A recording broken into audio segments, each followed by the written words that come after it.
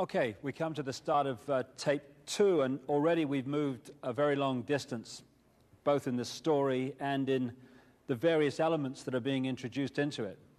And one of the things that has come up a number of times and will come up many, many more times in the next hour or so is this subject of symbolism. It's not just that these symbols are signatures, and it's not just that they have them because it's almost a secret language, which it is.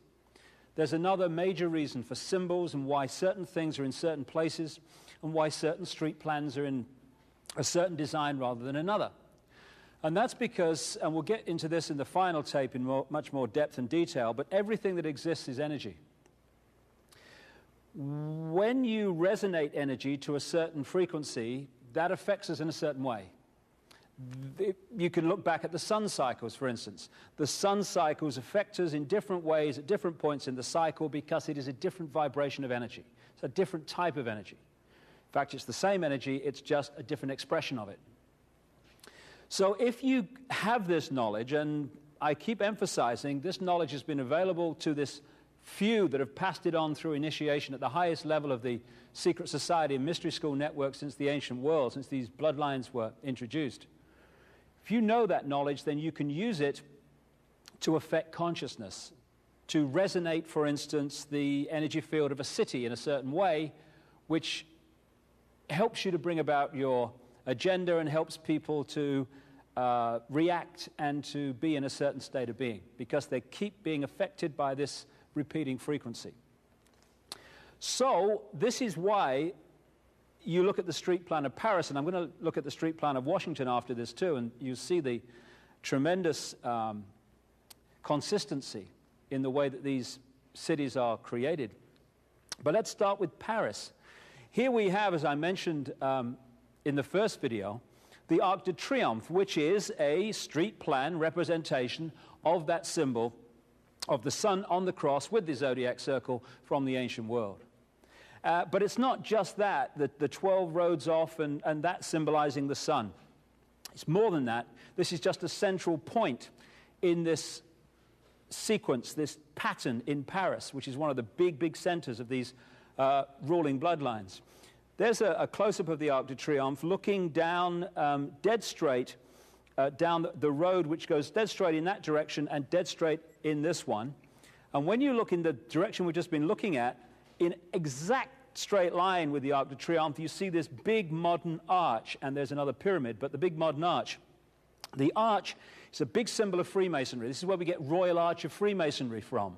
And the arch is very much a symbol of this secret society network, the Freemasons being one expression of it. So if we look again down in that direction, you see that modern arch straight down that road. Okay, now turn and look in the other direction, which is what we're doing in this shot. There you have the eternal flame, the Illuminati, the torch, and you're looking through that crowd there, dead straight down one of the most famous, if not the most famous, streets and boulevards in Paris, the Champs-Élysées. And if you go dead straight from this point, you go through that. The obelisk, the 3,200-year-old obelisk that was actually taken from Luxor in Egypt, one of the great sacred places, the Valley of the Kings and great sacred places of ancient Egypt, and it was put in Paris in this square.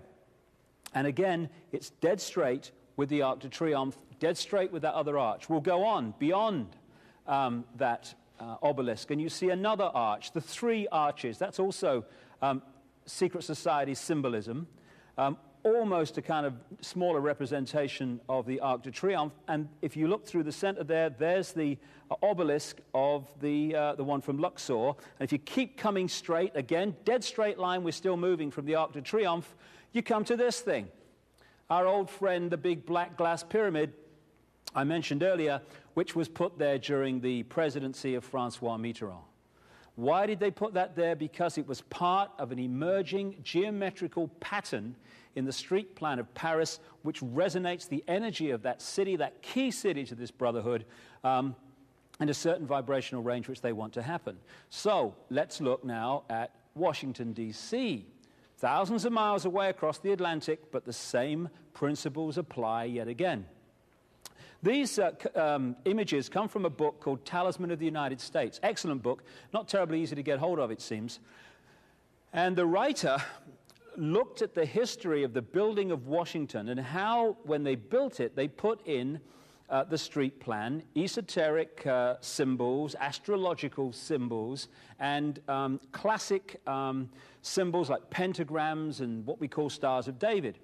And there you see a Star of David in the street plan of Washington. There's the Capitol building down the bottom. But it's not a Star of David, funnily enough. It's nothing to do with the Jewish race, the Jewish people. When you look back into the ancient world, this symbol can be found all over the place in the ancient Arab world and the ancient Hindu world, etc. Became associated with Jewish people after the Rothschilds started using it when they developed their banking empire in Frankfurt in Germany and then wider afield. But again, you see in the street plan of Washington, the way it was designed from the start in the District of Columbia, District of the Dove. This is why we have British Columbia. It's why we have Columbia Pictures, why we have Columbia Broadcasting, CBS. They're all Queen Semiramis Dove symbolism. And incidentally, just as an aside, look at the symbols of those organizations. The symbol of Columbia Pictures, the lady with the lighted torch. Look at Columbia Broadcasting, the eye, the all-seeing eye, which is on the screen between every program. Columbia University, symbol, lighted torch, because they are brotherhood operations. And here in the street plan of Washington, there's the Capitol building in the center there. These streets, according to the research of Talisman of the United States, are actually lined up with where the sun comes up at the winter and summer solstice. Now, when you go back to the ancient creations and mounds and structures that were created by the Phoenicians and that white race in Europe and Britain and Ireland, you find exactly the same principles. There's a massive mound at a place called New Grange in Ireland, and there's a really narrow entrance to it, which goes right into the center of the mound, and in the center it opens up into a cavern. Only at the winter solstice, if it's a cloudless morning, the sun comes up in exact line with that and shoots its golden light straight the way through this little narrow passageway and lights up the whole of the central cavern. And apparently there's a 6-year waiting list to be in there at the time that happens. And again, it's just the same principles, the same knowledge applied to the street plans. This is why the political buildings, etc., and the Freemasonic temples are built on the vortex points in the grid that the old stone circles and that were built on also. Now, I'm coming back to the street plan of Washington in a second, but there's something I need to talk about before we come back. What you're looking at behind me is a place about 75 miles north of San Francisco, next to the Russian River. It's called Bohemian Grove. That's what you see behind the trees there. And Bohemian Grove has become notorious in research into not just the global manipulation politically, etc., but also into those people who are looking into satanic ritual and human sacrifice and blood drinking and all this stuff, again, which can be charted with these bloodlines from the ancient world. And behind those trees are 2,700 acres of redwood forest, Bohemian Grove, where, and again in The Biggest Secret and some of my other books, I document how people are sacrificed there, the blood drinking and stuff goes on, involving some of the most famous people in America and also from further afield, presidents and business leaders and stuff like that, the Henry Kissingers of this world and the Bushes and people like that. So here you have the entrance to it, no through road, as far as I could get before it was no further. Here is a picture taken at Bohemian Grove in 1957. The guy standing up there is called Glenn Seaborg. He helped to develop plutonium. I think he was involved in the Manhattan Project that created the bombs that were dropped on Japan, etc. But look either side of him. To his right, you have Uncle Ron, Ronnie Reagan. Back in '57, just a B-movie actor. Going to be president of the United States. What, old Ron, you must be joking. Well, he became president. On the other side of Seaborg is Tricky Dicky, Richard Nixon, who went on to become president of the United States. And it's through these organizations, these elite secret societies and groupings like Bohemian Grove, that presidents and the other people in positions of apparent power, that's the route that puts them into these positions. Not surprising. Now, here's another picture at Bohemian Grove. Just concentrate a bit on this one, because it was taken on a long, long lens. Every summer, they have a summer camp in which these elite members of this brotherhood go to Bohemian Grove to do their deeds and do their ceremonies and stuff. And they do them to the same deities that this bloodline has done, has worshipped and done their rituals to, right back into the ancient world thousands of years ago, where this story started. And what you're looking at here, staggeringly, is a group of people, some of the most famous people in America, in long gowns. Behind them there, you see a 40-foot stone owl. And there's the fire between them, next to the lake at Bohemian Grove. Now, one might wonder, understandably, why the people that run the banking, political, economic system and the media in America should be dressed in long robes doing a ceremony to a 40-foot stone owl. I think we should be told myself. So what's it all about? Again, you have to go back to see the present. Back in the ancient world, these Phoenician, Canaanite, Babylonian bloodstreams, which have merged to become the controlling force in the world, they worshipped a deity called Moloch or Molech. It was a deity that was an aspect of Nimrod, who keeps coming up everywhere, of course. And what they used to do is sacrifice children to Moloch or Molech.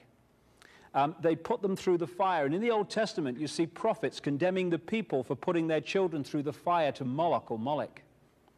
When I've talked to contacts, therapists and what have you around the world who work with satanically abused people, what those people tell them is that, again, when they're sacrificing children, the deity in the modern world today that they use to sacrifice them to is Moloch or Molech.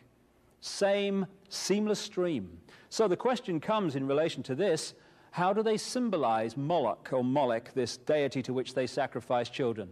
They do it, symbolize him as an owl. That's why the owl comes up all over the place. Now, when I was looking in the street plan of Washington, this is not in Talisman of the United States, this just caught my eye as I was looking through a Washington street map. I found this around the Congress building. There's a Congress building in the middle. And just by drawing in red pen on the roads within the Congress building complex, very obviously an owl appears. You can also see an owl on the dollar bill if you can magnify it enough. It has to be magnified very, very intensely, and then you see the owl in one of the corners. But when you look at the next shot, this is not being doctored by me in any way with a red pen. This is just a shot directly from a Washington street plan. And there you see around the Congress building the owl, Moloch, the deity going back to Babylon and this whole story I've been talking about. And he's actually sitting on top of a pyramid and all-seeing owl, just like the pyramid and all-seeing eye. Because the owl and the eye symbolize the same thing, this force which controls the world through these bloodlines. Also in the street plan of Washington, you find pentagrams. Symbols are not in themselves negative. The five-pointed star, the pentagram as we call it, it's not in itself negative. Just as the swastika in its original form is not negative, it was just a symbol of the sun. Other things too, probably. What the Nazis did, however, was take the swastika and turn it round to indicate the negative. It's what they call reverse symbolism in Satanism. So what they do with the pentagram, which is why it's become a satanic symbol, is to turn it upside down so it's pointing down. Reverse symbolism. It's the same with the dove, Semiramis. To the general population, the dove equals peace, love, and all this stuff. Reverse symbolism, the dove equals death and destruction. So here we have two pentagrams in the street plan of Washington. The top one points into the Capitol building, and the one at the bottom points into the White House. And not only do they reverse the pentagram to indicate the negative, another way of doing that is to distort the pentagram so it's not in a geometrically equal pattern. Some lines are longer than others, and that's what you see here. Now, if you take the road through the middle of that White House pentagram, you might call it, and you go out the other side, very soon, just a few minutes from the White House, in a direct line with it, you find a very strange building in Washington, and it is this one. What you're looking at here is a building that looks completely out of place among the streets of Washington, the Washington environment, and that whole area. The reason is this is a particularly special building to the Brotherhood. It's got the feel of an Egyptian temple. In the middle there you see that depiction of the rising sun across the over the horizon, which is what you saw on the Washington sun chair earlier, and many other symbols of this Brotherhood are that sun coming up over the horizon or over the mountains. And on the two sides of the steps you've got their symbolic depictions of the Sphinx, etc. So what are we looking at here in this strange building just down from the White House? Well, we're looking at the Supreme Headquarters, 33rd degree Scottish Rite of Freemasonry. Because Freemasonry did not begin in the 16 and 1700s, as is claimed. That's when this strand of the Brotherhood got the name Freemasonry. What it really is a face or a mask on the one face that goes back to the ancient world. And this is where they're coming from, the ancient Egyptian Babylonian world, where these bloodlines came out of a long, long time ago. Here's another more close view of that half sun coming up. And when you see it live, as it were, when you're actually there, it's a beautiful depiction of the sun. And in the back, they've got a bust of George Washington, first Freemasonic president of the United States. This is a political building, so we're told. In fact, it's a temple to a secret society, built by the Freemasons to a specific design, Congress, the Congress building. Where did it get its name from? Capitol Hill, from a sacred place of the Roman Brotherhood going way back called Capitoline Hill.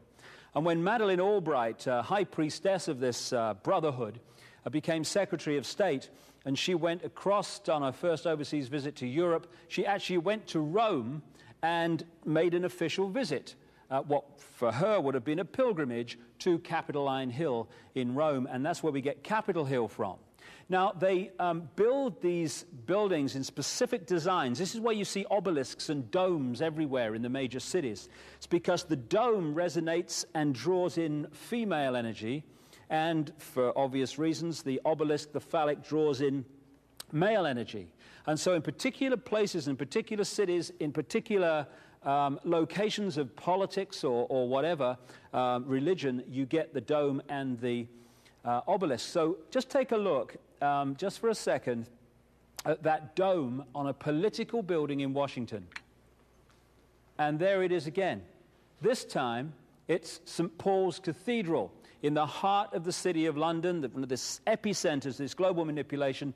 And St. Paul's Cathedral was built on an ancient site of worship to the goddess Diana, and was built by Sir Christopher Wren, one of the high initiates of this secret society network, after William of Orange arrived in London to be King William III, and the whole thing epicentered in London.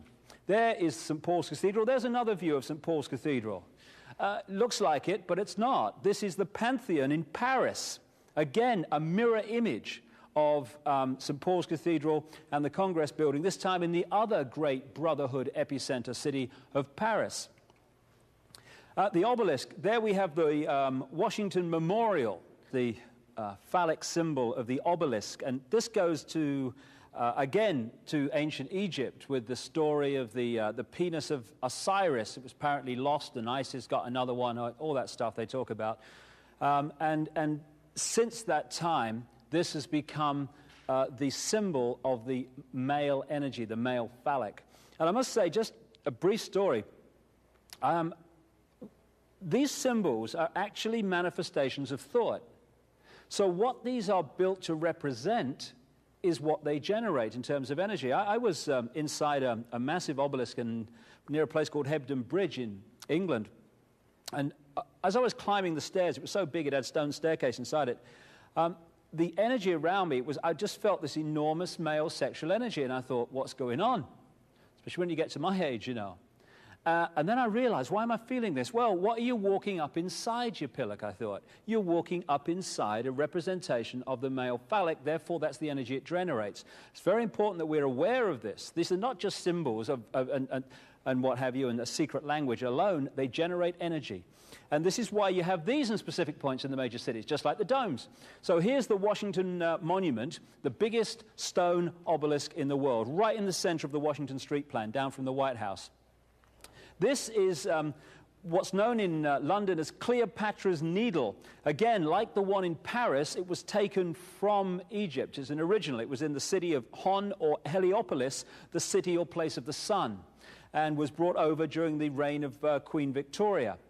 Again, this is on former Templar land. The Temple Bar is just across from here, where the center of the secret society network of the legal profession is based, in the former Templar land of Temple Bar. Here's, again, this 3,200-year-old obelisk in the city of Paris, from Luxor in Egypt. No accident. There's another one in Central Park, New York, I understand, as well. Here in the wholly owned Brotherhood city of Las Vegas, where they had a blank sheet of paper to start with, a blank sheet of land, they have just filled it with the symbolism of thousands of years. And here you have the big black pyramid, the casino. Again, that will be resonating energy in a certain way in that place of Las Vegas. There you have the big Sphinx, and there you have the obelisk as well. Now, one of the other things they do is that they symbolize the sun and the moon, in the sense that they put the building representing the sun, like the Arc de Triomphe, and they put next to the building what they call a reflecting pool. And the reflecting pool, this is the Lincoln Memorial in Washington here, just down from that obelisk, the reflecting pool reflects the building. In other words, the building is the sun, the water is the moon. And here's that symbolism again in Dealey Plaza this time, with the obelisk that the Freemasons put up there after Kennedy was killed. And again, it is the male phallic, the obelisk, reflected in the reflecting pool, which symbolizes the moon. They understand how these moon and sun energies can be used and manipulated, and that's one of the great areas of knowledge that has been kept from the rest of the population in the secret society network. And this goes back a very long time. Interestingly, it is this Brotherhood network that created Christianity and created Islam and all the other religions, and the biggest secret documents this in great detail. They created the religions as a prison religion and to imprison the mind of the populace, but they also built the cathedrals and the main churches, and they built them on the vortex points, on their sacred points, in a certain way. Again, I mentioned St. Paul's Cathedral was built on a former site of goddess Diana worship. The goddess Diana was one of the great goddesses of the ancient world. This is Notre Dame, Our Lady Cathedral in Paris, one of the most famous cathedrals in the world, Notre Dame. Because people thought Notre Dame, Our Lady, Mother of Jesus, it was taken as a Christian name. In fact, Our Lady is Isis, Semiramis, Diana, and these other names for the deities that the Brotherhood have worshipped over the period of thousands of years we're talking about. So look at that. That's Notre Dame, built with Templar money, Knights Templar money, to sacred geometry on a sacred vortex point. Now we'll just cross the English Channel. There's Westminster Cathedral. Could be the same building. Again, built with Templar money in that same period on a great vortex point. And you've got Big Ben to the left there, the famous clock on the Houses of Parliament, and that is a massive obelisk. And the Houses of Parliament, like Congress, are built on a sacred vortex point. The political buildings are actually temples. Interestingly, this is on Notre Dame Cathedral, and these are the gargoyles. Now, when you look at gargoyles, what are they? They are depictions of reptiles, reptilian forms, often with wings. Bizarre and amazing as it may seem, and I'm the first to agree with that, this is how ancient and modern these reptilians are described in ancient texts and by people who've seen them, and again, the biggest secret documents this in enormous detail. So on the cathedrals and on the stately homes of the British and European aristocracy, you find these reptiles. You also find them on or around a modern airport, Denver Airport. Why are gargoyles in Denver Airport? A modern airport built controversially and for an enormous amount of money in more recent years. It just so happens that those that research into these things, into the extraterrestrial influence on Earth, have designated that, and has some of the people involved in its construction, as a reptilian base, an Anunnaki base, actually in Colorado. In Dealey Plaza, where they killed Kennedy, one of the buildings of Dealey Plaza has gargoyles all over it. Why? Because this is symbolic of the bloodlines and where the bloodlines actually come from and what they're controlled by. This is a depiction 5,000 years BC in the Ubaid culture, the one that just preceded Sumer in what we now call Iraq, and this was a depiction of one of their gods. And again, the reptilian, lizard-type humanoid figure, ancient and modern, keeps coming up again and again, and you can see it also in the states, in the coats of arms and the family coats of arms of these aristocratic bloodlines in Europe. Okay, another indication of how this symbolism works and where they're coming from. This is George Washington. In the last century, they decided they didn't have a decent statue of George, so instead of getting an American to produce one, they ordered it from Italy, from Florence. And when it arrived on the dockside, people were staggered, because here was George, the first president of the United States, depicted naked from the waist up with this cloth over his Bill Clinton's, and then pointing up one arm, pointing down the other. What's going on? Unless you realize where these people are coming from, it's inexplicable. Well, if you just hold that in your mind, arm up, arm down, naked from the waist up, and then Bill Clinton's covered in a piece of cloth, well, this is where it's coming from. This is the ancient depiction of the compilation of the negative force symbol that the Templars worshipped, or the high-level Templars worshipped anyway, called Baphomet. And this is why they depicted George Washington in that way.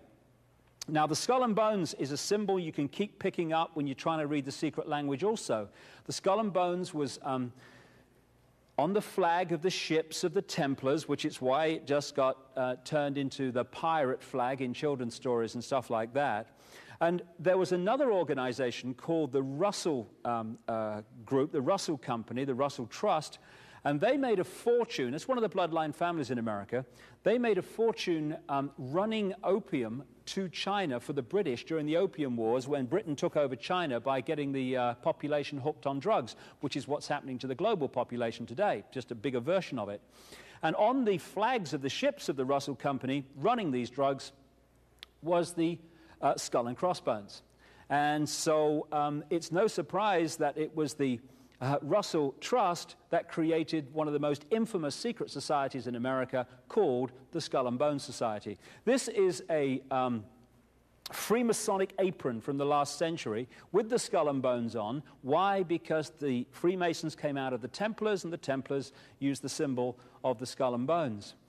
In various paintings, not just the one I talked about earlier, the Leonardo da Vinci depiction of the Last Supper, but also in many others, you see the symbolism in the painting. This is one called The Ambassadors, which is in London on display. And at the bottom there, you see a very strange kind of, I don't know what it is. When you say to people, what do you think this is? They go, well, I don't know what that is. It's strange. What is it? What's he doing there? But if you look at it from a particular angle, and it has to be from a particular angle, then you start to see what that is in that painting, and it is a skull. And the skull and bones is a constant symbol through these thousands of years of this brotherhood. This is a coin from a legal fraternity in America. There's the skull and bones again. There's the owl at the top, Moloch or Molech. And these symbols keep recurring whenever you're looking at a brotherhood organization. And this is the headquarters of the Skull and Bones Society in Connecticut. It's right next to the Yale University campus. And the Skull and Bones Society, created by the Russell Trust, pulls in 15 very highly selected students every year from the bloodline families, and they go on, in terms of the ratio, in very large numbers to enter the positions of power in America, both in front of the camera and behind the scenes where the real power is. The most famous Skull and Bones member today is George Bush, former president of the United States. His father, Prescott Bush, one of the people who through the Harriman organization helped to fund Hitler, was also a Skull and Bones member. It's very much a bloodline family operation. And it's part of a deeply, deeply satanic black magic network right across the world. On the other side of that coin, by the way, just incidentally, you see the scales of justice. The scales of justice, you know that lady who kind of stands there holding the scales on the court buildings of the world and stuff? That's actually a goddess from ancient Egypt, again, called Maat, or Maat, spelled M-A-A-T, and that's what that is. It's nothing to do with justice. It's another brotherhood symbol.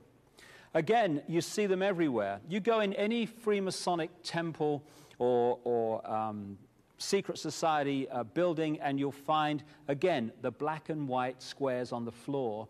And this is not just Freemasonic. Again, you go back into the ancient world, you see the same thing reoccurring. The floor is black and white squares. This is a policeman from England, and I've noticed in America, you see the same thing, the black and white squares on the uniform and what have you. That is to indicate the Freemason secret society, although most policemen don't realize this. Now, this is Westminster Abbey, and the same you'll find in Notre Dame and these other so-called great cathedrals of the world. The floor is black and white squares. Why? Because the same brotherhood that uses this symbolism built the things and controls them to this very day.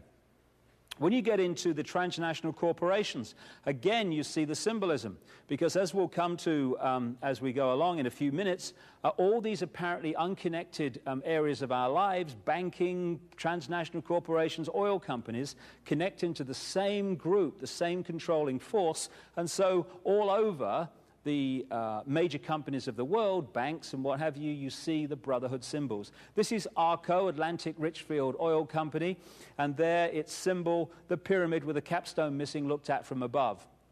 One of the classic symbols. Chevron. What you need to do to see the symbolism of this is to see this not as two one-dimensional ticks, but as two three-dimensional boxes, one on top of another, which is very symbolic in the secret language. One square equals we control all that is right, all that is just, all that is fair. This is where we get everyday phrases from, like a square deal or being fair and square. One square on top of another square in any form means we control all that is right and all that is wrong, all that is positive, all that is negative, all that is just, all that is unjust, all that is this, all that is that. We control everything. And so that's what that's saying. And so appropriately, when you look in the main lobby of the Houses of Parliament in Britain, you find the two squares, one laid on the other, the so-called eight-pointed star, and that says we control everything in the Brotherhood secret language. Also, as I travel the world, the number of times I see police forces have their badge in the center of two squares laid on top of each other. This is Sussex police in Britain, but I've seen it all over the world, the same thing. Very appropriate. We control everything.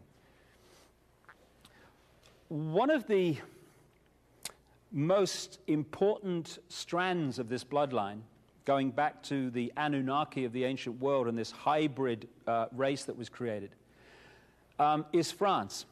And particularly an area of France and near across the German border called Lorraine, or Alsace-Lorraine. And the House of Lorraine has been a real home for the purest of these reptile Martian or reptile-human bloodlines. And the House of Lorraine developed this symbol, the double cross. See that there on this guy. Double cross. That's where we get the phrase being double-crossed, being manipulated. How appropriate. And so you take the double cross, and we see it in the modern world in Exxon, the Rockefeller-controlled or guided oil company, with the double cross in the symbol. Again, to the uninitiated, people would look at that and say, oh, it's just a symbol, mate. but actually to the initiates who run this show, it actually means something. A Texaco oil company, esoteric symbols again, the circle, the pentagram, and the T-cross of Freemasonry, the Tau cross it's also called. Again, symbols are talking to the subconscious. When you look at that symbol, you can't hear words coming off it in a conscious way, but it's actually resonating an energy that talks to the subconscious. This is why advertisers who are in this knowledge stream manipulate advertising in a way that they use certain colors, certain phrases, certain symbols to talk to the subconscious and get us to then buy the product in a conscious way, thinking we've made the decision when we've been stimulated from a much deeper level. Subliminal advertising is massive. Amoco, the oil company with the lighted torch. Again, the same symbol that keeps recurring all over the place. The British royal family, the Windsors, are one of the most identifiable of these reptile human bloodlines that have been controlling the world increasingly powerfully for so long. In the ancient world, on caves and underground areas in Cappadocia, an ancient Phoenician center, you find the splayed cross on the wall, what we call now the Maltese cross. And so appropriately on the crown that crowns the monarch of England, this is the crown on which, or with which, the Queen of England was crowned back in the 50s, 1953, you see again the Maltese cross, and that keeps coming up again and again. Also on that was the fleur-de-lis. The fleur-de-lis is a symbol of Nimrod. Here are some of the sticks the Queen holds, you know, in the ceremonies and stuff, scepters they call them. And once again, you see the Maltese crosses and the doves. The dove, Queen Semiramis, the deity of Babylon, on the various scepters and bits and pieces that they use in their royal ceremonies and regalia and heraldry and stuff in Britain, because this to an initiate means something very significant. This is the Dutch royal family. Again, you've got the splayed cross, the Maltese cross, and the Dutch royal family are the same bloodline as the British royal family, because the royal families of Europe are one bloodline, just offshoots of it. And all the surviving royal families of Europe are blood related to William of Orange, William III, who helped this scam to really motor when he became King of England, as I talked about earlier. And one of the members of the Dutch royal family is a guy called Prince Bernhard of the Netherlands, and he'll come up as we go along, good mate of Prince Philip, both knowingly manipulating this agenda I'm talking about. So we go to the Nazis. Now, of course, the Allies were against the Nazis. I read that somewhere too. But it's funny, the same symbolism comes up. On this Nazi, you've got the Maltese cross. It was a big Nazi symbol. You've got the flying disc, which was a symbol of the sun in Egypt and other ancient cultures. And as we go along here, here's the classic Heil Hitler symbol. What was that? It was a symbol from a ritual of a secret society, a satanic secret society called the Order of the Golden Dawn, involving a guy called Aleister Crowley, which was working through both the Allies, the British, and the Nazis during the Second World War. And here's a guy who's he collects them, this fella. Another Nazi, look, he's got the Maltese cross. He's got the skull and bones, he's got the reverse swastika, the sun symbol of the Phoenicians, and he's got the eagle, which is symbolic of the phoenix, the sunbird of the Phoenicians and the Egyptians. And this is why you see eagles everywhere, in coats of arms and national badges, not least the United States. Here it is. The original, apparently, coat of arms of the United States actually had a phoenix until it was switched to the eagle. And if you count the number of arrows there, the number of feathers, the number of letters in that name, and all this massive symbolism, they all add up to key esoteric numbers like 13, 9, etc., because initiates created this. Every so often there are certain events and certain people which pull in all strands of the various elements I've talked about so far over these hours. And the assassination, because that's what it was, of Diana, Princess of Wales, had all these elements of bloodlines, of royalty, of secret societies, and of the symbolism of the secret societies in the actual assassination itself. In The Biggest Secret, I've gone into this in tremendous detail in one chapter in particular, and there is a video documentary planned of this Diana assassination and the background to it. Maybe it will even have been done and be available by the time you see this. So I'm not going to go into the Diana thing in great detail here because it's done elsewhere, but I just want to go through a few things. From close confidants of Diana, it's very clear that she realized after a while that she had been pulled in for a specific purpose. She used to call herself the Windsor broodmare. The Spencer family is an ancient bloodline which is interbred with many of the aristocratic families of Britain, of Europe, and of America. Spencers are distant cousins, for instance, of the Rockefellers. And she realized that they'd drawn her into the Windsor web because they wanted her genes. They wanted to fuse the Windsor genes with the Spencer genes to produce another version of a genetic hybrid with a particular genetic structure. And from the very start, it's clear when you look at the story and the information that she was pulled in and identified for this from a very, very early age. She was actually brought up on the Sandringham estate and knew the Queen and Prince Charles and stuff from a very early age. The Windsors are, this is the Queen here, an ancient reptile human bloodline. And I was kind of surprised, although my research was going that way, to be told that by a confidant of Diana that her nickname for the Windsors was the lizards or the reptiles. And she used to say, in all seriousness, they're not human. And she knew far more about this background by the time she died than people in the public domain would ever realize. And she'd certainly realized what the Windsors were about and where they came from.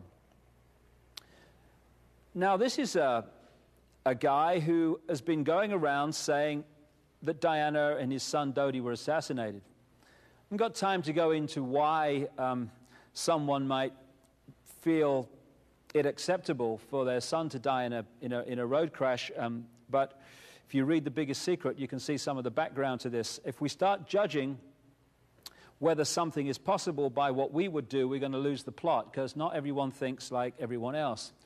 And when you look at the background to Diana's assassination, the person that had complete control of her security and her movements in the crucial period, days leading up to it, but particularly on that specific day, was Mohammed al-Fayed.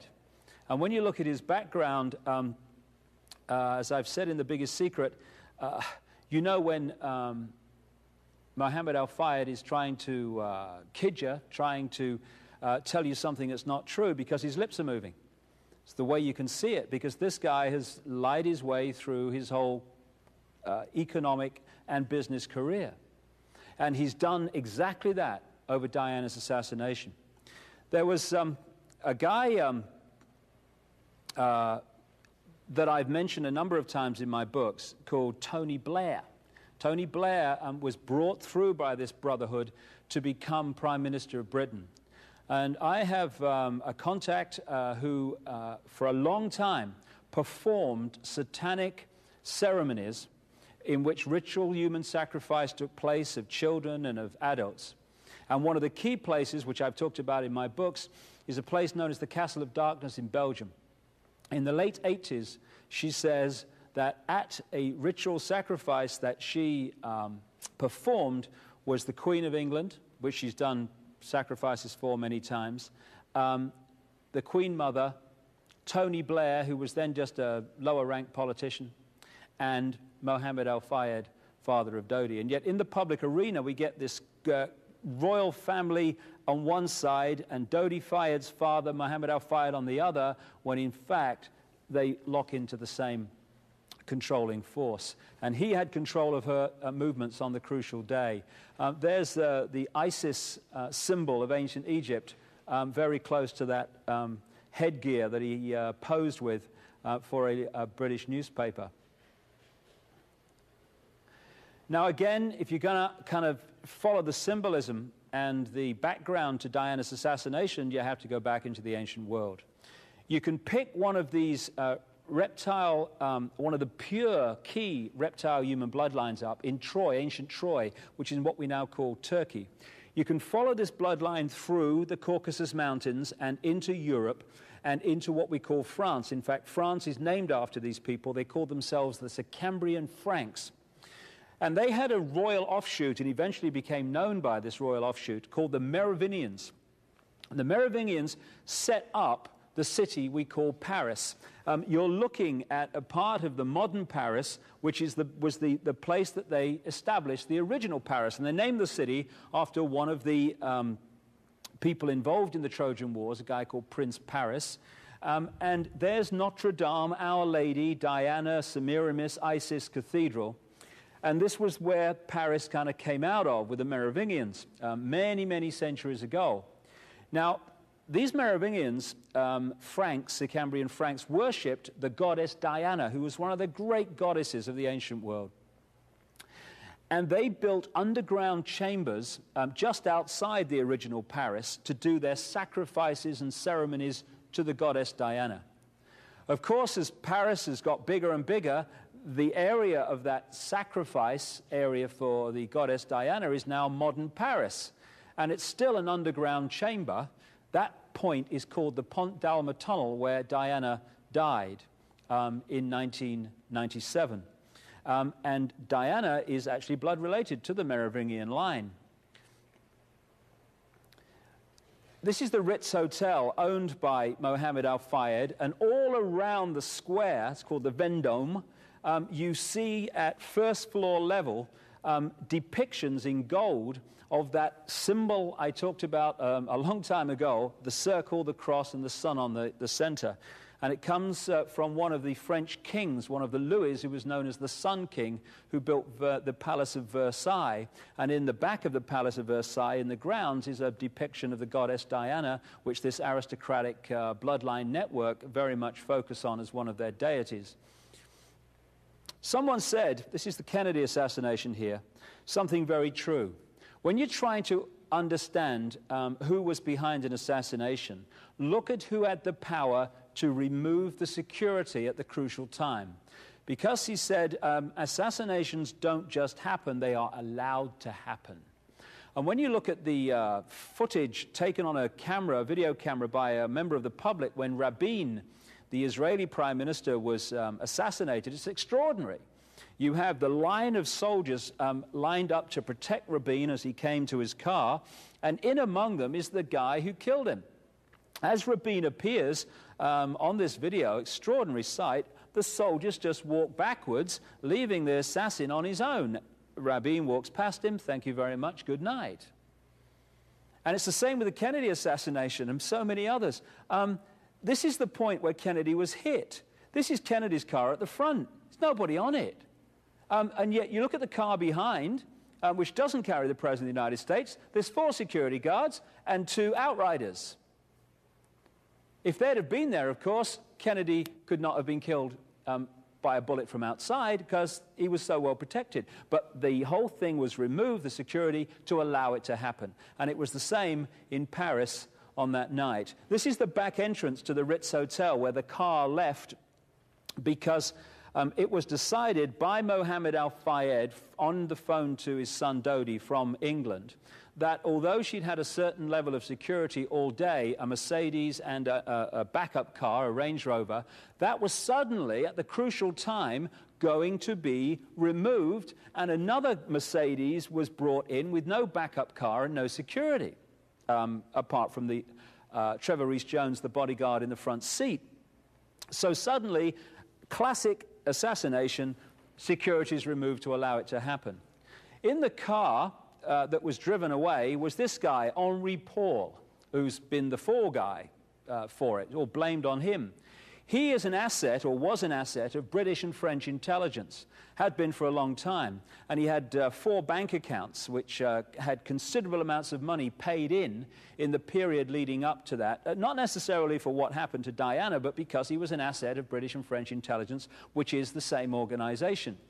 And to really appreciate how this could be done, you need to appreciate something called trauma-based mind control.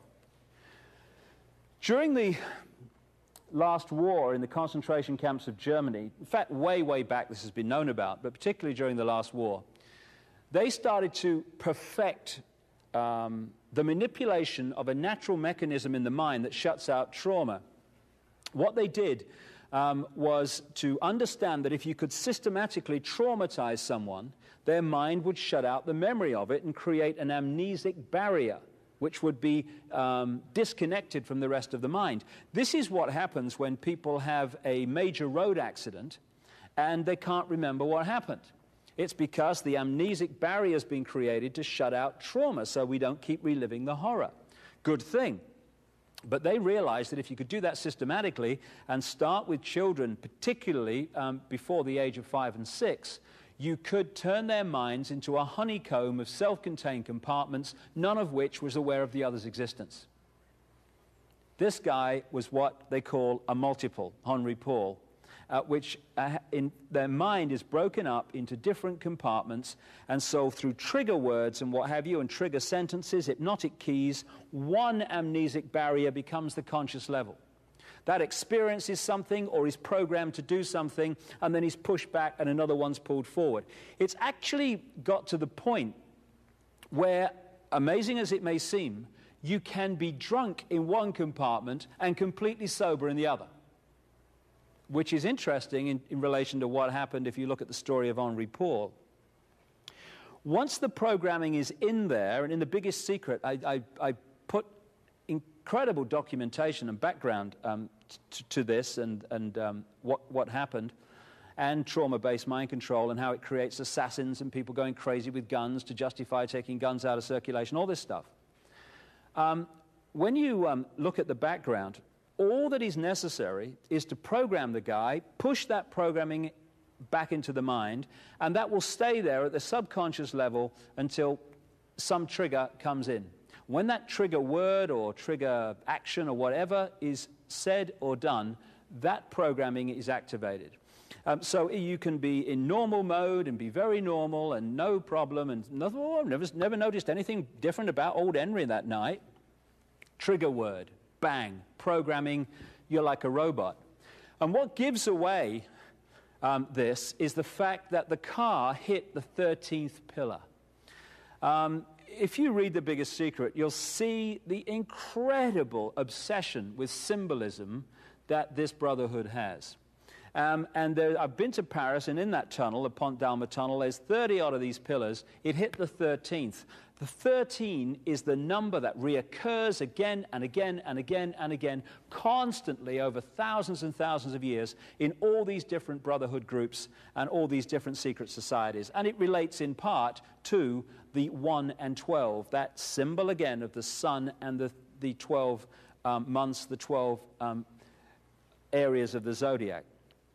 So all it would have needed, because the guy was missing for 3 hours that night, was the trigger word or the trigger to activate the programming, and Henri Paul suddenly goes into whatever he was programmed to do.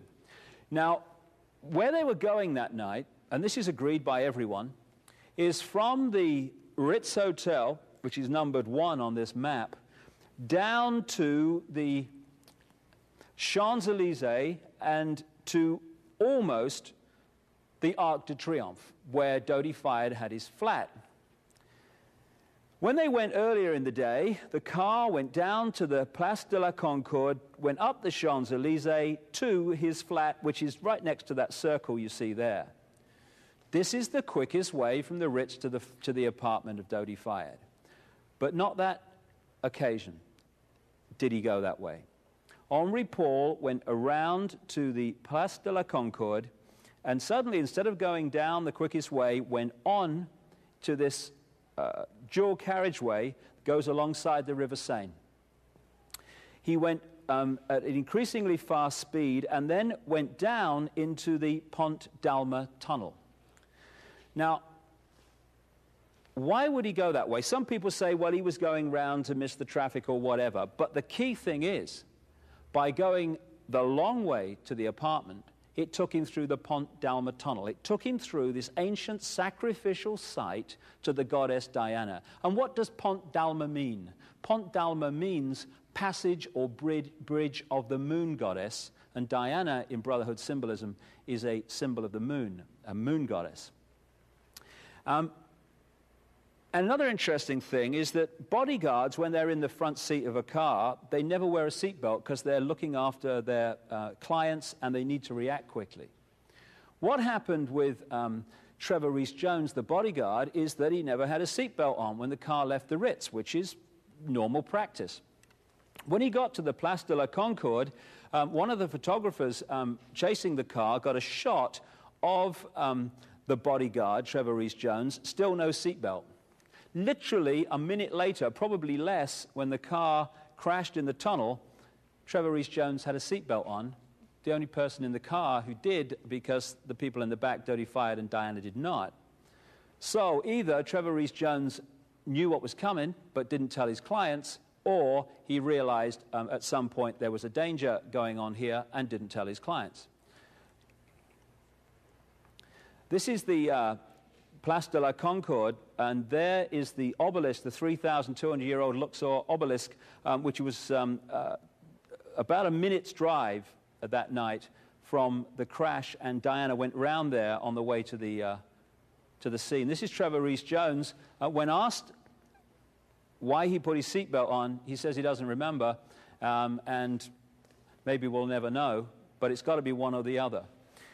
When the car came down to the tunnel here at the Pont d'Alma, it's a series of crossroads, and that's very, very significant, because these deities who are symbolic of the moon and various energies, they're broken up into different polarities. You've got Diana, which is the positive moon energy, and then you've got the negative force, which is called Hecate, which is the goddess of the crossroads, and she's symbolized by crossroads and all over the world. The Hecate satanic symbolism can be seen in the ceremonies and what have you.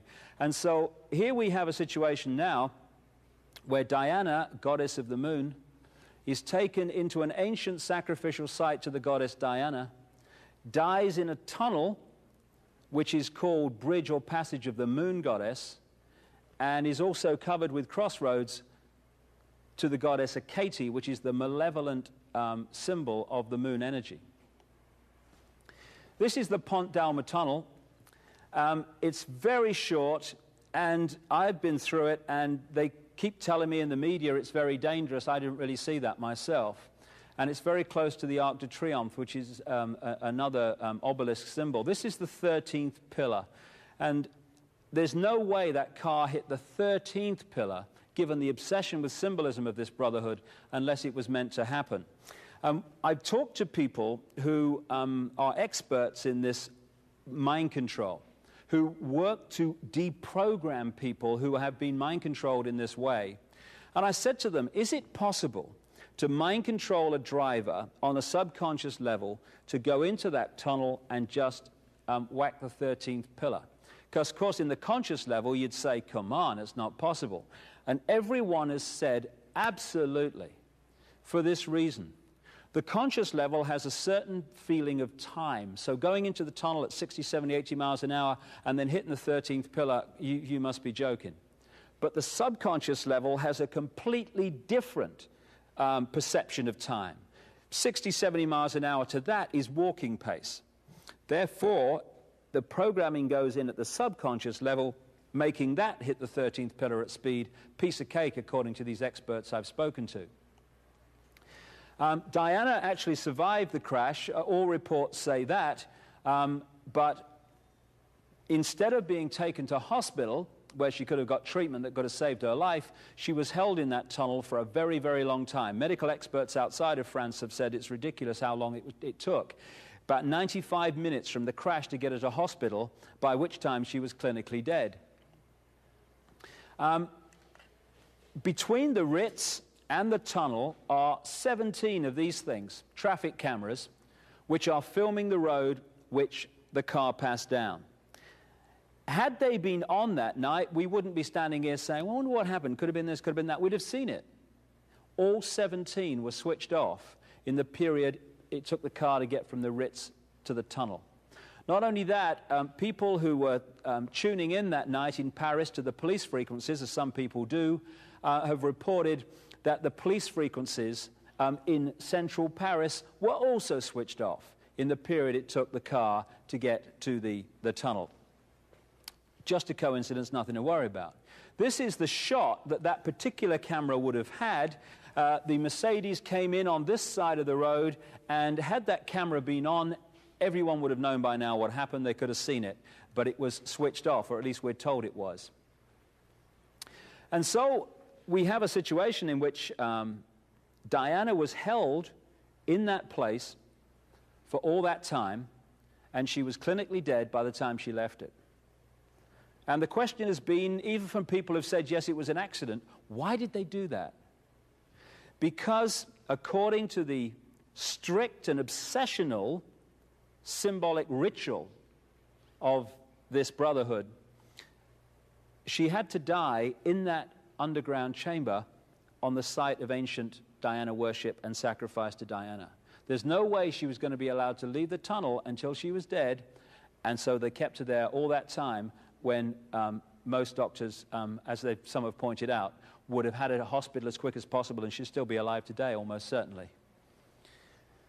So the Diana story is just full of endless symbolism, and I'm just skipping the surface here. The detail is absolutely mind-blowing. This is the top of the Pont d'Alma tunnel, and as I mentioned earlier, there is the depiction of the flame held by the Statue of Liberties in Paris and in New York, standing on a black pentagram, the classic satanic symbol. And that is where they take the flowers and stuff now. This area of Paris with the Eiffel Tower, the River Seine, is an ancient sacred site to this brotherhood.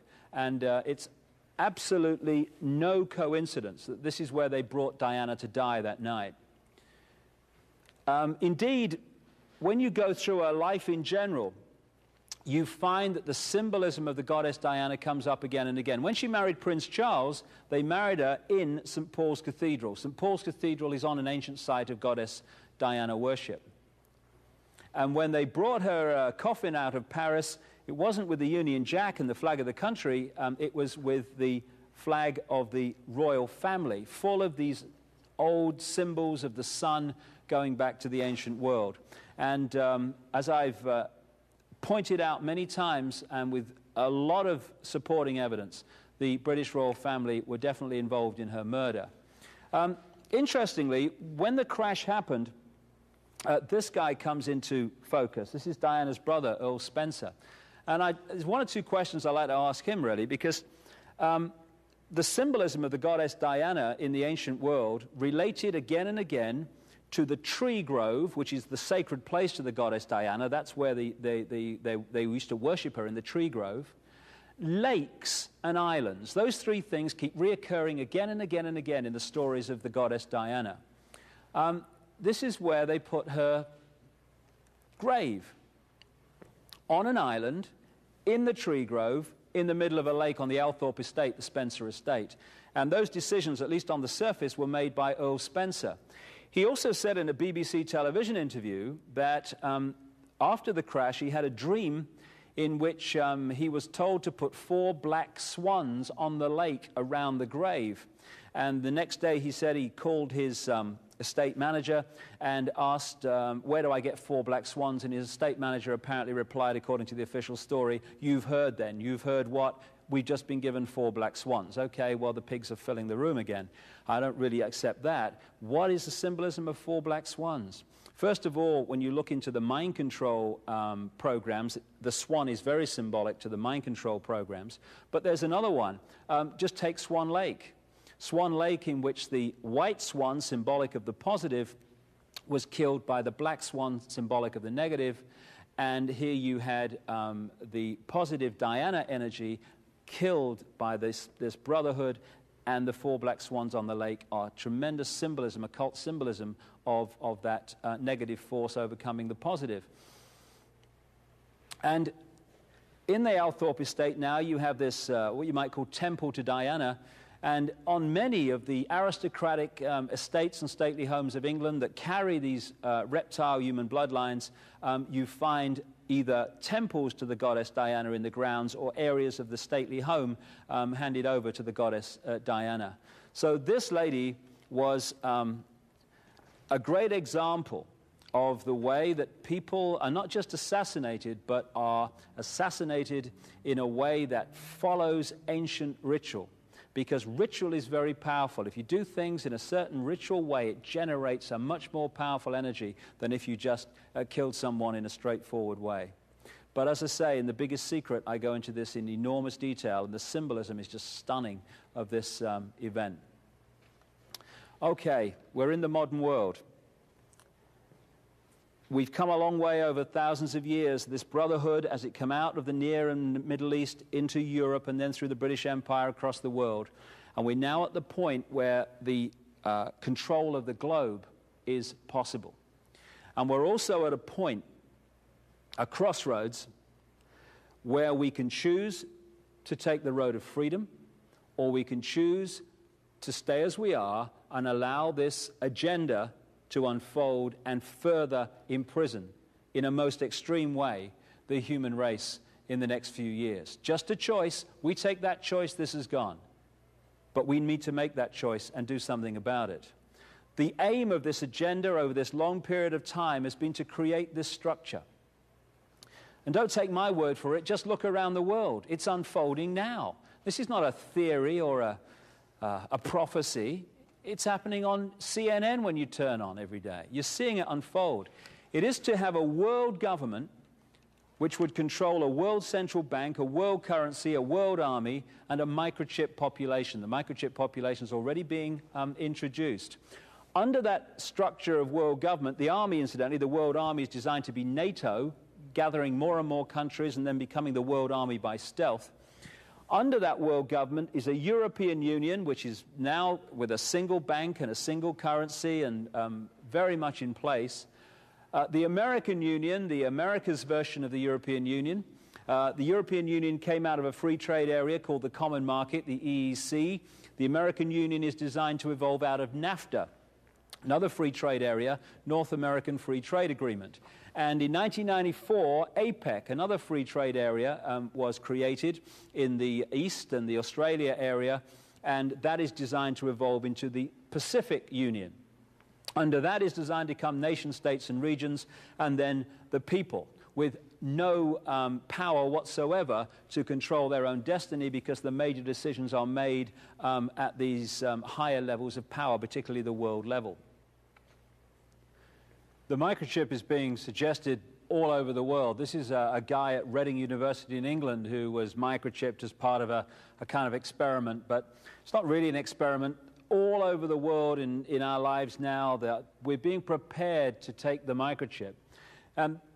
People on one level think it's about electronic tagging and it's about knowing where people are, and that's okay, that's on one level of it. But it's more than that. The guy I talked about very early on in this video series, the guy with the patch on his chest who works for the CIA against his will, he was telling me, and other people have done too, what the microchip can really do. And if we allow ourselves to be microchipped on the basis of, oh, well, it's better than having credit cards and money, that's what the cashless society is about. It's about getting people to be microchipped. And we'll never lose our child again if we microchip them at birth. All this stuff's being suggested now. But he said, you know, when people are microchipped, they are giving external control of their physical health, their emotions, and their mental processes, their mental faculties, their mental perception to whoever controls the microchip. And if everyone's microchipped, you suddenly got mass control on the end of a button, almost, of the population. That's the idea. That's what we're being drawn into as part of this agenda as it unfolds. And if we say no to one thing only and then go back to watching The Price is Right, let us say no to the microchip, because then at least we've got a bit of a chance here. The United Nations symbol came out of the Freemasonic symbolism also. The United Nations was created to be a focus for the centralization of global power, like that world government on that earlier slide. The sections in that target-type symbol of the United Nations, there's 33. Just happens to be 33 degrees of the Scottish Rite of Freemasonry. And it's kind of nicely framed, isn't it, with those leaves. I wonder where that came from. Oh, yes, I remember now. It's a Freemasonic symbol, again, transferred to the United Nations. These symbols of these various levels of control, the European Union has 12 stars in a circle, etc. They're all esoteric symbols. Now this, I guess of everything I've said so far, this next few minutes are going to be the most important, because I'm talking about the most powerful means of mass manipulation which has been played this card for thousands of years, and we're still falling for it. And it is this more than anything that's advanced this agenda to centralization of global power. I call it problem, reaction, solution. It works like this. You want to bring something in here, centralization of power, more power for the police, more power for security agencies, whatever, and you know that if you do it openly and honestly, there's going to be a reaction against it. We're not having this. This is a global fascist state. Go away. We're not standing for this. This is outrageous. That's what you're going to get if you do it openly. So you don't. What you do is you create a problem here. Could be society breaking down, so there is more crime, so people get in fear of being mugged and being burgled. Could be war, it could be a terrorist bomb, an economic collapse, whatever. And you create a problem, but you get someone else to be blamed for it. You get a Lee Harvey Oswald, you get these patsies, as they call them in America, who are blamed for events that they weren't involved in.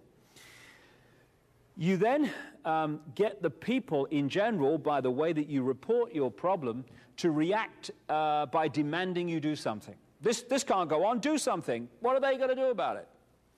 And at that point, those who've covertly created the problem and got that reaction, something must be done, then openly offer the solutions to the problems they have themselves created. Problem, reaction, solution. Who benefited from the Oklahoma bomb? Not the people of Oklahoma, not the people who died and lost children and relatives in that bomb. One group of people and one group of people only benefited from Oklahoma, anyone who wanted to centralize power even further in America. Because anti-terrorism bills went through Congress that took away basic freedoms from Americans purely and only because of that bomb. And as independent bomb experts and explosive experts have said, that fuel fertilizer device in the Ryder truck could not possibly have done that damage. It had to be done by high-tech devices on some of the pillars inside the building. So problem, reaction, solution is the classic means of advancing this agenda and getting the population to demand you do it, even though they don't know the agenda exists. And the Second World War, like the First World War, were global examples of this. As I've shown in my books like And the Truth Shall Set You Free and The Biggest Secret, come to that, the Second World War was the creation of a brotherhood, a global elite, that was funding all sides, that had control of the leaders of all sides, and just played them off against each other to create a war, a problem, which then had a solution. As again, myself and many other researchers have shown, Soviet communism was funded from Wall Street and London. The Nazis were funded from Wall Street and London, through the Bank of England and through the German subsidiaries of American and British multinational corporations, not least the Rockefeller Standard Oil. The front men of the war were Joseph Stalin in Russia, front man for this brotherhood. You had Winston Churchill in England, whose image left us by conventional history is an absolute farce. This guy was a man of war, among many other things. In America, you had one of the classic frontmen of the 20th century for this brotherhood, Franklin Delano Roosevelt, comes from one of the elite aristocratic French bloodlines. In Germany, you had Adolf Hitler, who was put in there by a network of secret societies, the Thule Society, the Vril Society, the Edelweiss Society, that locked into this global brotherhood. And they were funded by American loans and in the way that I've just talked about. So you create two sides. Incidentally, again, sun cycles, numerology, certain years, certain things happen. You look at 1933. 1933, the number of things that happened in that year, that's when the pyramid and all-seeing eye went on the dollar bill. That's when Roosevelt stole the gold from the American people. That's when Hitler came to power. That's when Roosevelt came to power. No accident, all by design. And then you get two sides and you play them off against each other in a war. And from the war, at the end of the Second World War, in such a few years, the human race was mentally, physically, emotionally, and mentally wiped, exhausted. And in that mode, we are putty in the hands. What did people say? This can't go on. Something must be done. What are they going to do about it? What do they do about it? The United Nations, European Union, centralization of power, then we won't have another war. As I've shown in my books, documents exist that show that the Second World War was planned as the First World War was ending, probably before that. And if anyone thinks that it's not possible for a few to control the world, you're looking at it. How many people in Britain, America, Germany, Australia, South Africa, France, all these different countries, how many of those people wanted to go to war in the First World War? Hardly any of them. They want to be at home with their families, seeing their kids grow up. So why were they there? They were there because the pyramid structure and the hierarchy in this country persuaded its population they had to fight the people in this country. The little hierarchy in this country persuaded their population they had to fight this country, and these two hierarchies locked into one hierarchy, which was pulling strings of all sides. And there was a song in the 60s by a guy called Donovan, sang by a guy called Donovan, which went like this, which sums up where we're at with this. It went, he's 5'2" and he's 6'4". He fights with missiles and with spears. He's all of 31 and he's only 17. He's been a soldier for 1,000 years. He's a Catholic, a Hindu, an atheist, a Jain, a Buddhist and a Baptist and a Jew. And he knows he shouldn't kill, and he knows he always will. Killing for me, my friend, and me for you. And he's fighting for Canada, he's fighting for France, he's fighting for the USA. And he's fighting for the Russians, and he's fighting for Japan. And he thinks we'll put an end to war this way. And he's fighting for democracy, he's fighting for the Reds. He says it's for the peace of all. He's the one who must decide who's to live and who's to die, and he never sees the writing on the wall. But without him, how could Hitler have condemned him at Laval? Without him, Caesar would have stood alone. He's the one who gives his body as a weapon of the war, and without him, all this killing can't go on. He's the universal soldier, and he really is to blame. His orders come from far away no more. They come from here and there and you and me, and brothers and sisters, can't you see? This is not the way we put the end to war. And that sums up a very simple truth. When we stop playing the game, there is no game. The few can only control the world and manipulate wars if we fall for it, because we fight them and they start them. And when they've started them and we fought them, they recreate the world in the image that they want. So we went from global elite controlling both sides, conflict, United Nations, European Union, in both world wars. Power was in far fewer hands at the end of the war than it was at the start, and that was the reason for the war. Another problem, reaction, solution, which I'll talk briefly about, that is going to be played in the next few years, it would look like, maybe even sooner than that, is the idea there's some extraterrestrial invasion. These so-called flying saucers have been around for a long time. They're flown by humans. Been around for a long time. It's a very straightforward technology. But if you, going back to that knowledge, ignorance pyramid at the start, if you keep people in ignorance of what's possible, when they see things flying around that they don't believe humans can create, then they think extraterrestrial. And there's a scam being played here in which, while these extraterrestrial created and connected bloodlines have been running the world and still are all these thousands of years, that we're going to be persuaded that there's some extraterrestrial invasion coming in. And what will that justify? Centralization of global government, global army, and all these different things.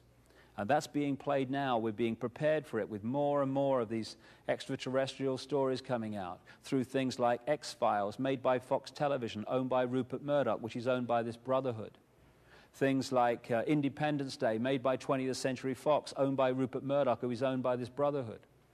Things like Alien Resurrection, made by 20th Century Fox, owned by Rupert Murdoch, who's owned by this Brotherhood, and so on and so forth.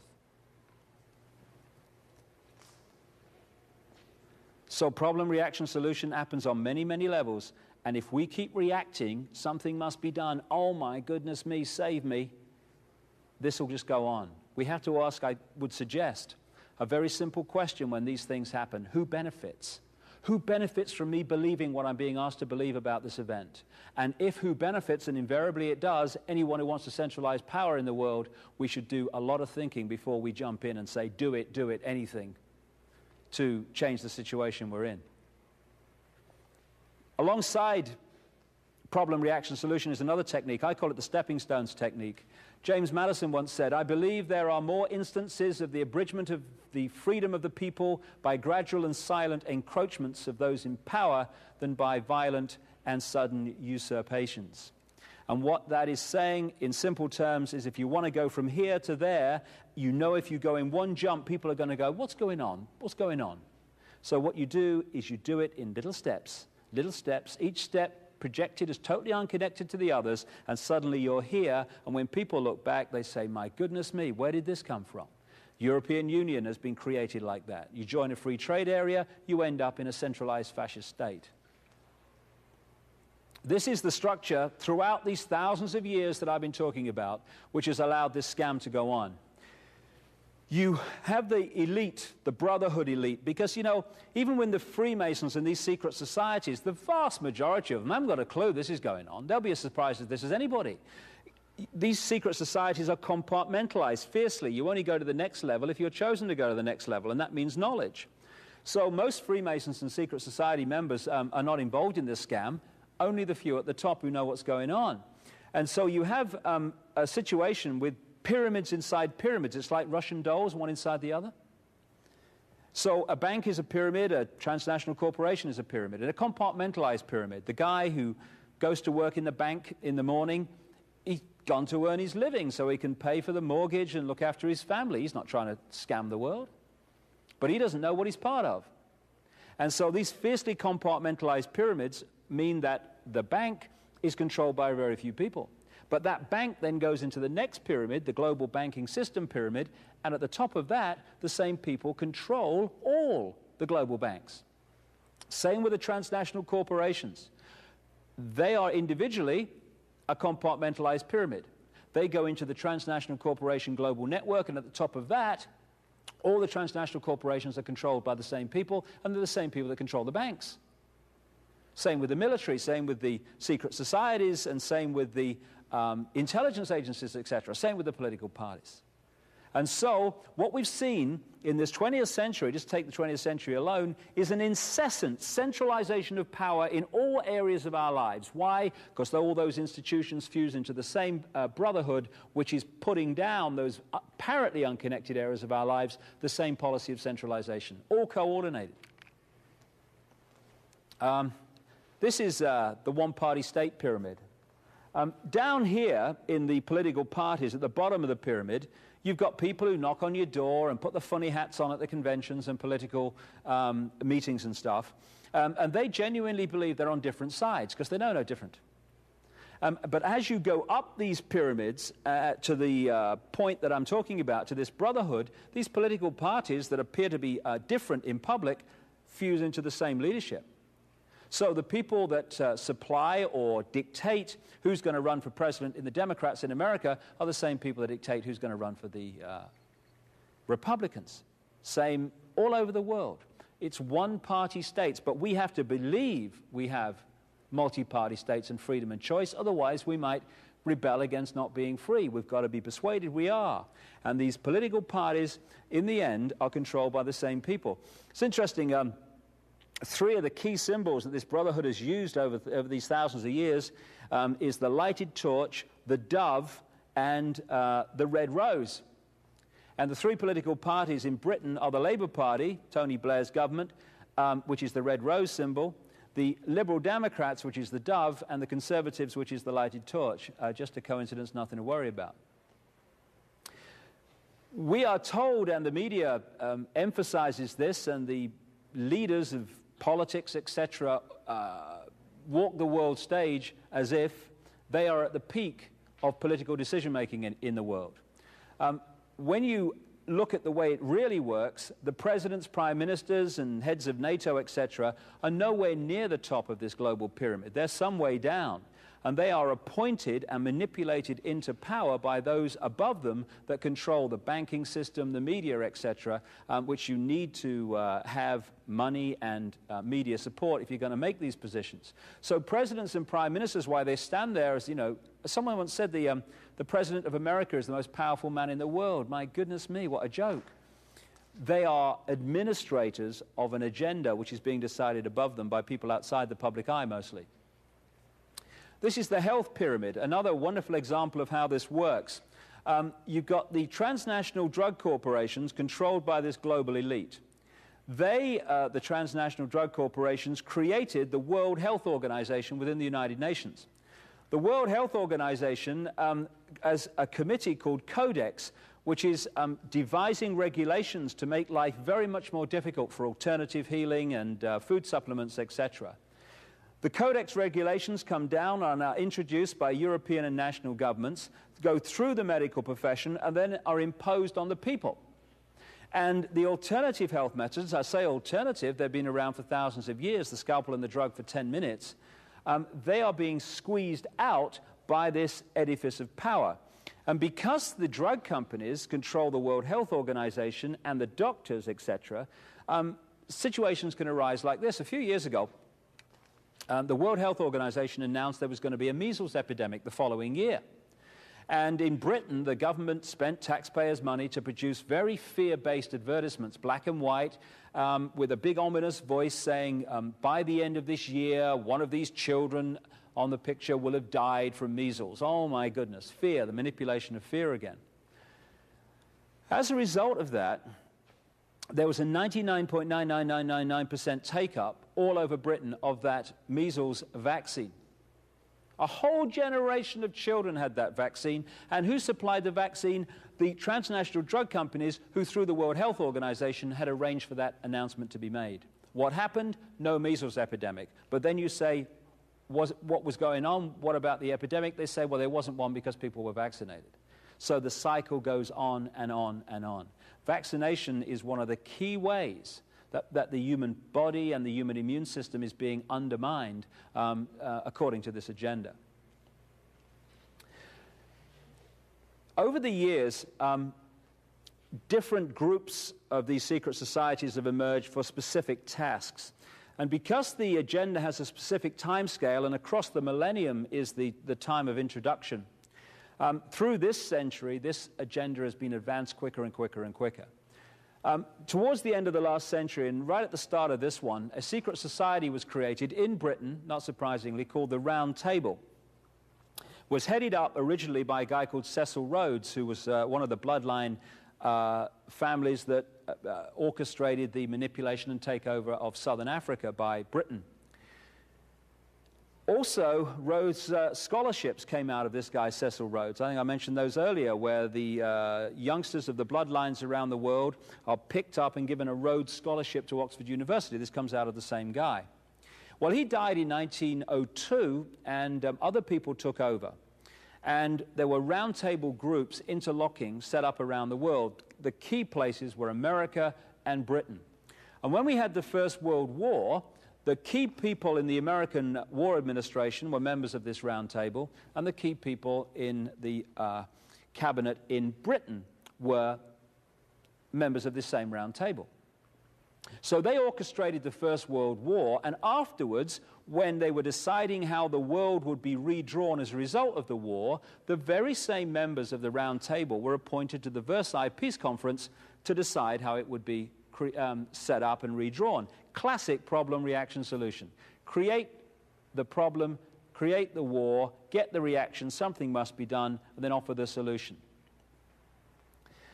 At that Versailles Peace Conference, again in Paris, the cities and locations keep reoccurring, they had a meeting at the Hotel Majestic in Paris in 1919, these Round Table members, both sides of the Atlantic, and they started to orchestrate the creation of offshoot organizations around this central core that would push this agenda on through the 20th century. The first one created was the Royal Institute of International Affairs in 1920 in London, still going strong today, a major part of this network. In 1921, in America, came the Council on Foreign Relations, which is subordinate to the London Royal Institute of International Affairs. Since 1921, virtually every president and endless major positions in the administrations of both parties have been members of the Council on Foreign Relations. You cannot become an ambassador for the United States today without being a member of this private organization. In 1954 came the Bilderberg Group, set up at the Bilderberg Hotel in Oosterbeek, Holland. And this, like the Trilateral Commission that came in 1972-73, these organizations coordinate the same agenda between apparently unconnected areas of our lives. So, for instance, the people that attend and are members of these groups are the top people in the global military, global politics, global banking, global business, global media, etc. And so through these organizations, the same policy is coordinated. And I'll just give you one example of what I mean. The Bosnian War has been an example, magnificent example of all these elements that I'm talking about. First of all, it was problem, reaction, solution. You had the problem, the war, the reaction, something must be done, and the solution, a 60,000 strong world army under NATO control, which has advanced the agenda closer to the world army, which is the great goal of this agenda. People like Henry Kissinger, Kissinger Associates, and Lord Carrington, founding director of Kissinger Associates, were the key manipulators of the Bosnian War, among many others. So when you take that into account, and then you look at these organizations, and you look at the key peace negotiators in Bosnia, throughout that period of that war and conflict, some incredible coincidences start to unfold. When the war started, the European Union appointed the first peace negotiator, Lord Carrington. Lord Carrington, founding director of Kissinger Associates that orchestrated the war. Lord Carrington, chairman of the Bilderberg Group since 1991. President of the Royal Institute of International Affairs, Trilateral Commission member. When he failed to achieve peace in Bosnia and the war went on, along came another European Union peace negotiator, Lord David Icke, Bilderberg Group, Trilateral Commission, and he was replaced when the war went on by Carl Bildt, the Swedish Prime Minister, Bilderberg Group. Working with them through this same period were the United Nations appointed peace negotiators. The first one was Cyrus Vance, Bilderberg Group, Trilateral Commission, Council on Foreign Relations. He was replaced by a Norwegian, Thorvald Stoltenberg, Trilateral Commission, Bilderberg Group. The war went on. The horrors went on. The clamor, something must be done, got louder and louder, politically and in terms of the general public. It was time to play the sting.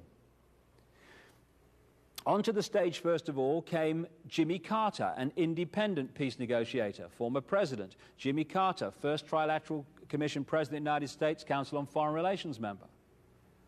And then came the team that introduced the sting, the solution, the World Army. This was led by Richard Holbrooke, Bill Clinton's peace envoy. Richard Holbrooke, Bilderberg Group, Trilateral Commission, Council on Foreign Relations. He answered to the Secretary of State at the time in America, Warren Christopher, Trilateral Commission, Council on Foreign Relations, who worked with William Perry, the Defense Secretary at the time, Bilderberg Group, and they answered to the President, Bill Clinton, Bilderberg Group, Trilateral Commission, Council on Foreign Relations, who answered to the unelected David Rockefeller and Henry Kissinger, leading executives of the Bilderberg Group Trilateral Commission Council on Foreign Relations. The first head of the World Army appointed in Bosnia was Admiral Leighton Smith, Council on Foreign Relations. And the ambassador in the former Yugoslavia through this period was Warren Zimmerman, Council on Foreign Relations. Just a coincidence, nothing to worry about. But unless you do this research, you think all these people are independent, when actually they're all connected. This roundtable network also accounts for the coordination of the media, because if you look at the 3 television networks in America, NBC, ABC, CBS, if you look at the Los Angeles Times, the New York Times, the Washington Post, the Wall Street Journal, et cetera, all over the world, you're looking at the people who control those organizations being members of this same roundtable network. Washington Post, Katharine Graham, Bilderberg Group, Trilateral Commission, Council on Foreign Relations, and so it goes on.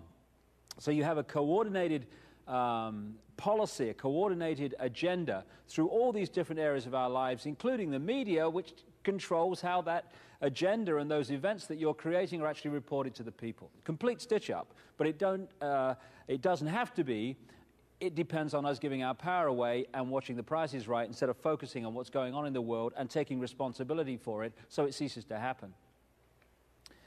Just to finish the sequence, this is the administration of a Democrat, said on his election form, Jimmy Carter, Trilateral Commission member, also Council on Foreign Relations.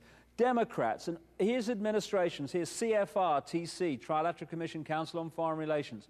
This is more Jimmy Carter, more of the same organizations coordinating policy through this apparently elected administration. So then you get to 1980 and you think, oh, well, I'm fed up with them Democrats, and of course I'm in a democracy, and so therefore I can choose someone different because I want to change the policy, you know, and it's great being in the land of the free and all that. And so you choose Ronald Reagan. His chief advisors up there were David Rockefeller and Henry Kissinger, 2 of the great brotherhood manipulators of the 20th century.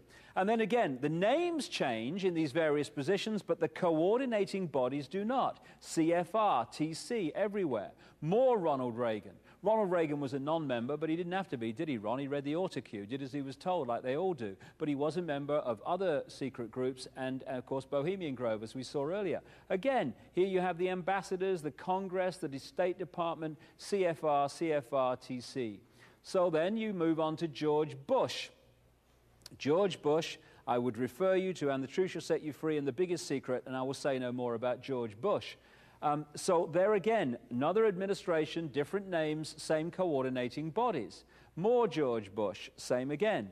So then you get to, 1992, and you say, well, I'm fed up with them Republicans. They've had all these terms, and you know, with Reagan and Bush, and I think we ought to have a change.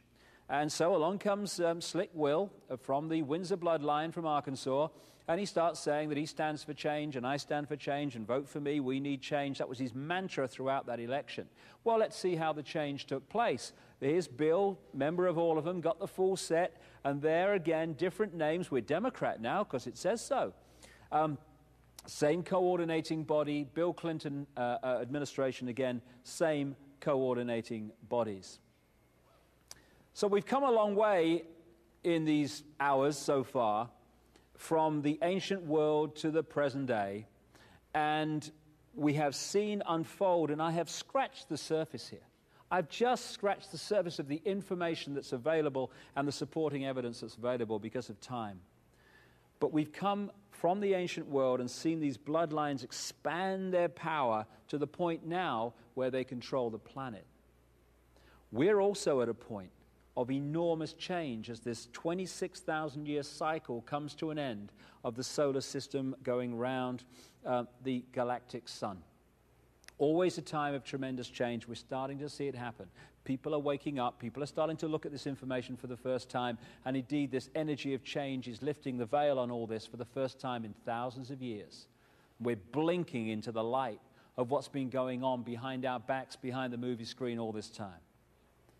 And I repeat, this can only happen because we allow it to happen and we play a part in it happening. It's not that this group have more power than the rest of the population nonsense. It is the rest of the population give their power to this group day after day after day. It's because we allow ourselves to be divided and ruled, because in our stunning self-righteousness, we think if we believe something, everyone else must believe it or we're wrong. It's a time to grow up. It's a time to go from spiritual childhood to spiritual adulthood very, very quickly in the time that we have available as this change takes place. And in the final video in the series, I'm going to look at what changes are taking place and who we really are. The information above all else, above all this, that this brotherhood and these bloodlines have been desperate to stop us understanding all this time. Who we are, the nature of life, and the fact there's no one on this planet that's ordinary, there's no one in this creation that's ordinary. There's just billions who've been manipulated to think they are, so we become a doddle to manipulate and control. That time is over, and we'll see that in the final video in this series. For now, thank you very much.